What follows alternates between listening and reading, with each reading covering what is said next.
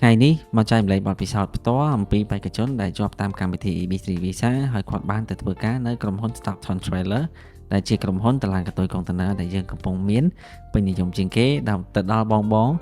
ដែលកំពុងដាក់ពាក្យហើយក៏ចង់ដាក់ពាក្យទៅក្រុមហ៊ុន Stockton ដោយតែបងភាគច្រើនបានដឹងហើយនៅខាង Stockton Trailer គឺនៅក្នុងរដ្ឋ Wisconsin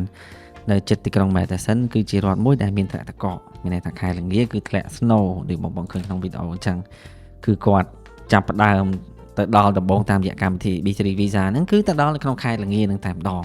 ខែ Winter ណាអញ្ចឹងខែ Winter ពេលខ្លះគឺវាមានsnow ធ្លាក់មកច្រើនដូចបងឃើញធ្លាក់មកញាប់អញ្ចឹងហើយគាត់ចាប់ផ្ដើមចំពេលខែ Winter នឹងតែម្ដងហើយគាត់នៅ Stockton គឺគេមាន2វេនតែបងភាគច្រើនបានដឹងដូចគ្នាគឺវេនទី1គឺយើងធ្វើការនៅម៉ោង 5 កន្លះព្រឹកទៅដល់ម៉ោង 3 កន្លះល្ងាចហើយពីម៉ោង 3 កន្លះល្ងាចទៅដល់ម៉ោង 5 ព្រឹកវិញអញ្ចឹងមាន2វេនហ្នឹងសម្រាប់គាត់ដែលជាអ្នកជាប់តាមកម្មវិធី B3 Visa ពេលទៅដល់ដំបូងគឺគាត់ចាប់ផ្ដើមនៅឯវេនយប់អញ្ចឹងពេលគាត់ចេញព្រលឹមឡើងហ្នឹងគឺចេញម៉ោង 5 កន្លះព្រឹកហ្នឹងគឺបងបានឃើញគឺ snow ធ្លាក់មកពេញដីទៅពេញទិសពេញទីពេញឡានពេញអីចឹងទៅសម្រាប់អ្នកដែលទៅដល់ Stockton ដំបូងគឺនឹងឆ្លងកាត់ការ training ឬក៏ឆ្លងកាត់ការ work burn បង្រៀនអំពីរបៀបដែលយើងធ្វើការអំពីរបៀប safety របស់គេរបៀបប្រព័ន្ធសុវត្ថិភាពយើងត្រូវធ្វើម៉េចជាមួយនឹងគោលការណ៍ការងារអញ្ចឹងនៅក្នុងដែលគាត់ទៅដល់ដំបូងរយៈពេល90ថ្ងៃដំបូងឬ3ខែហ្នឹង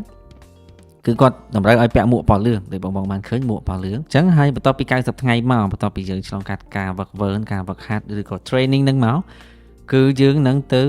ជាបុគ្គលិកពេញសិទ្ធគឺពាក់មួកពណ៌ខៀវតែម្ដងយើងពាក់មួកពណ៌ខៀវម្ដងជាមួយនឹងអាវពណ៌ខៀវដូចបងបានឃើញអញ្ចឹងគេឲ្យយើងពាក់មួកពណ៌លឿងដើម្បីសម្គាល់ថាយើងជាអ្នក training ឬ work burn ហើយយើងពាក់មួកពណ៌ខៀវនៅពេលដែលយើងចាប់ផ្ដើមធ្វើការពេញលេញនៅក្នុងចង្វាក់ផលិតកម្មរបស់គេហ្នឹង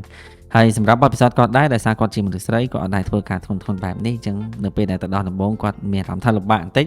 ដោយសារការងារប្រភេទធ្ងន់ជានៅស្រុករបស់គាត់មិនដែរធ្វើទេអញ្ចឹងមកដល់ដំបូងគាត់នឹងលំបាកបន្តិចប៉ុន្តែគាត់ថានៅពេលដែលយូរទៅគឺការងារហ្នឹងទៅជាធម្មតាហើយអញ្ចឹងសម្រាប់បងស្រីនៅដាក់ពាក្យបានកុំបារម្ភគាត់ក៏បន្តចែករំលែកបទពិសោធន៍ទៀតដែរថាសម្រាប់ការដាក់មករស់នៅសហរដ្ឋអាមេរិកតាមរយៈកម្មវិធី B3 នេះគឺជាដំណើរការមួយមិនស្រួលឡើយ